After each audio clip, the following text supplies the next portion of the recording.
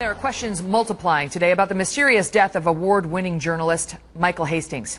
Hastings is best known for a Rolling Stone article that led to the resignation of Afghanistan Commander General Stanley McChrystal.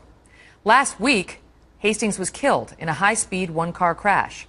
Immediately, his friends started raising questions about whether this was really an accident, as police quickly ruled. Then yesterday, we learned that hours before his death, Hastings sent a cryptic email to his friends and associates saying that the feds were investigating him and that he was on to a big story. Sgt Biggs is one of the friends who received that chilling email, and he joins us live. Sergeant, thank you for being here and thank you for your service. So you knew Michael Hastings, and I know that this raised alarm bells for you when you heard that he was killed. Why do you question whether this was truly an accident? It's the fact, the way that the other times that we've spoken before, and this email I got, it was just very panicked, and it didn't seem like something normally we would talk about.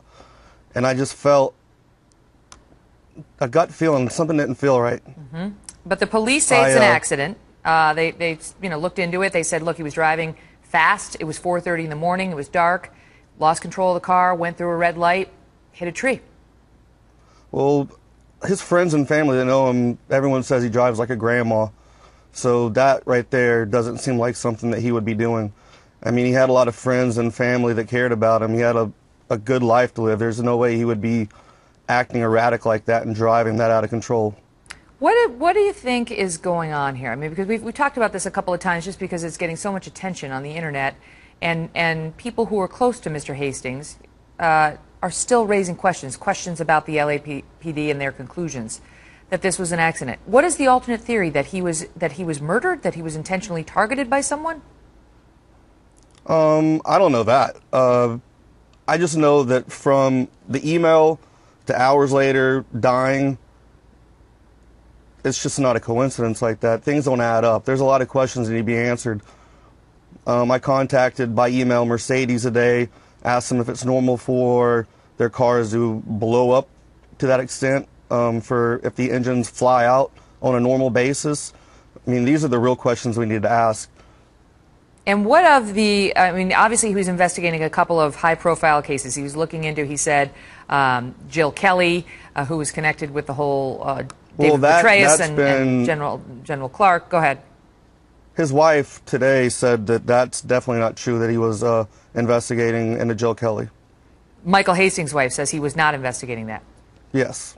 Okay. Well, what was he investigating, as far as you know, that would have caused any consternation whatsoever by someone? CIA, but from what he said, or his last, one of the things he said is it was going to be the biggest story yet. You know how people are going to react to this. They're going to say the tinfoil hat people think the government killed this journalist by taking over his car, doing something to his car, and the other people are going to say, so there are people who are going to say that's nuts. Your thoughts? I mean, I can understand both viewpoints, but like I said, he's not someone that would be driving around erratically like that in the middle of the night. That just wasn't how he was. So that just leaves a lot of questions and a lot of digging that need to be brought up and answered. I'm not going to speculate and say I think anything, because that's just going to make me look crazy.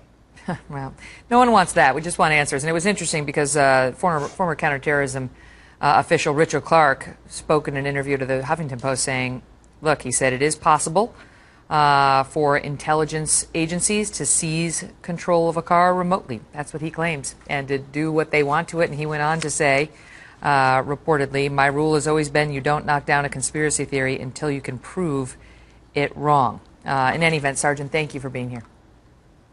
Yes, ma'am. Thank you.